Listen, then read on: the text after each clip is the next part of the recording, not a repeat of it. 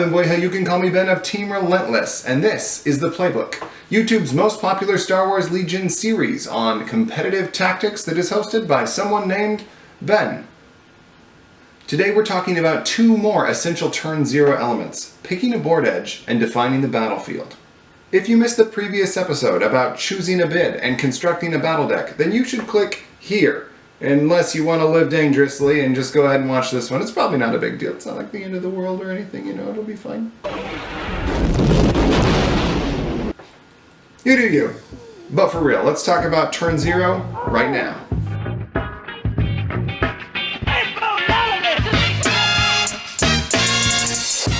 So just in case you didn't know, turn zero refers to the decisions you make before dice even hit the table. Making good or bad decisions in turn zero may win or lose you the game before it's ever really begun. Last time we focused on the advantages of being blue and how to build your battle deck. For our first 3 points today, we'll be talking about picking a table edge, which is something you only get to do if you are blue player. And the following 2 points will be about defining the battlefield, which is something that you do no matter what. Number 1, table edge swag method. Before I went to my first in-store tournament, my teammate Screwtape gave me the following advice about selecting a table edge. Stand on one side of the board, look at its center, and imagine approaching it from the top left or the bottom right. If you prefer the top left approach, you need to choose the opposite side as the blue table edge. If you prefer the bottom right approach, stay where you are and choose that edge as the table edge. Henceforth and forever always, this shall be known as Screwtape's wonderful and amazing general method of selecting a board edge. I have spoken. Swag. This straightforward advice will steer you right just about always, but if you want to get a little bit intense, join me now for number 2, table edge, deployment overlays. So while what I just said is true, if you want to go one step further, you need to think about applying your battle deck's deployments to the table. Let me show you some sweet spreadsheet tables that will help you visualize what I'm talking about and show you why the swag method works so well. This table shows all deployment zones overlaid on top of each other, with each cell representing a 6x6 inch area on the board. The number in each cell is how many of the deployment zones would allow you to deploy into that 6x6 zone. As you can see, you'll be concentrated on the bottom right fairly often. This table is the same, but it accounts for where you can get your troopers with the Scout 1 movement. If you cut disarray from your battle deck, the overlaid deployment zones would look like this. Notice that by cutting disarray, you've guaranteed that you will have the bottom right edge. If you cut long march, the zones look like this. If you're interested in seeing what the other deployment zone overlays look like, they can be unlocked by donating to the $20 tier of my non-existent Patreon. Nah, I'm just kidding. Check the link in the description to see them. Remember that at tournaments you're not allowed to bring notes, so you'll have to commit this information to memory before you go if you're really going to take advantage of it. Also, Darth Jar Jar 420, before you send me another letter, I know they just released a bunch of new information about battlefields literally today, the day that I am shooting on the website, and that is super exciting and good. I will update those deployment overlays to reflect the new deployments once we have more information about what they are. Please don't send me any more letters. Number 3, table edge, get to cover! So we've been talking about picking a board edge that you prefer, but what actually makes one side preferential to another? Well, the very most important thing is cover. You want as much cover as possible as you approach the center of the map from your deployment zone, or as you approach any other area on the board where you think a lot of shooting is going to be taking place.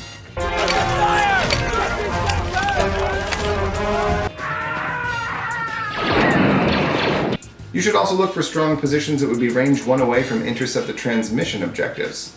And look at where the central key position would be and make sure that you're okay with it. Or if your list really benefits from line of sight blockage, look for that. Don't forget that you get to know what your opponent's army is before you pick a table edge too. That means you should also give some thought to the approach that you're giving their army. For example, don't give saboteurs a great piece of line of sight blockage on their approach towards the center. That would be bad. Big bada boom bad. Bada boom. Number 4, battlefield. Objective, objective, objective. I've said it before and I will say it again. You win this game with victory points. The objective is therefore the single most important part of defining the battlefield and is what you should look at first. Now, of course, the way the objective interacts with the other cards, especially the deployment, is relevant. As you look at each objective, think of how you would feel about it being paired with each deployment zone, followed by each environment. As you do this, you should be able to identify combinations of cards that are advantageous or disadvantageous to you and can veto accordingly. For example, if you realize that the objective in the third position is something that you would feel comfortable playing with any of the deployments, you should probably use your 2 vetoes to force that objective. Now, personally, I find that trying to track all that information when the clock is running at a tournament can be a little bit overwhelming. So if this strategy isn't working for me, I simplify my thinking to this. What cards do I absolutely not want my opponent to be able to play? Then I do what I can to get rid of them. If I'm comfortable with what's available to my opponent and I still have vetoes remaining, I ask myself, what cards would I love to play? Then I try to make that happen. Number 5, Battlefield, combos to watch for. There are some particularly powerful combinations of units to objectives, deployments, and conditions that you need to be aware of, either so you can look for them to take advantage of them with your own army, or try to prevent an opponent's army from having them. I'm going to share some of the most important to watch out for, but it's not going to be an exhaustive list. But anyway, here are some combinations to keep your eyes peeled for. Recover the supplies and characters with jump.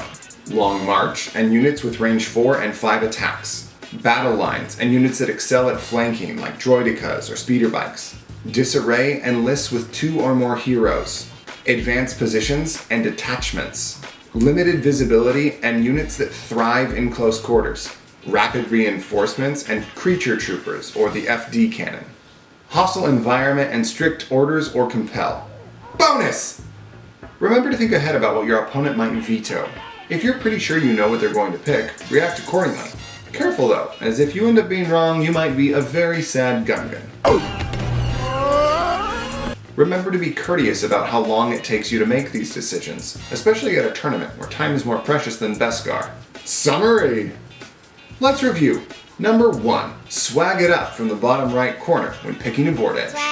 Number 2, if you want to go a step further than swag, memorize the deployment overlay information that I linked in the description.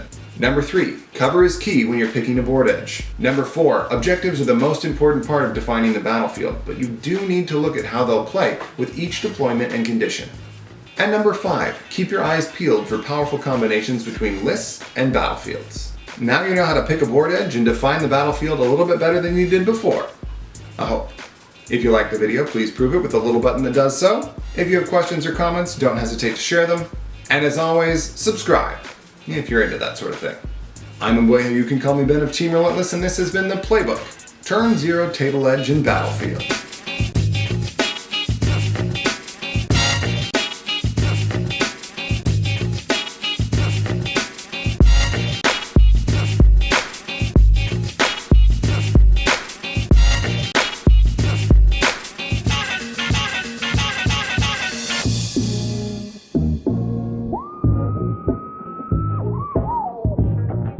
If you're interested in seeing what the other deployment zone overlays look like, you can unlock them by donating to the $20 tier of my non-existent Patreon. Patreon? Patreon. The $20 tier of my non-existent Patreon account. Patreon. Pay me. Patreon. If you're interested in seeing what the other deployment zone overlays look like, they can be unlocked by donating to the $20 tier of my non-existent Patreon. Patreon. Patreon.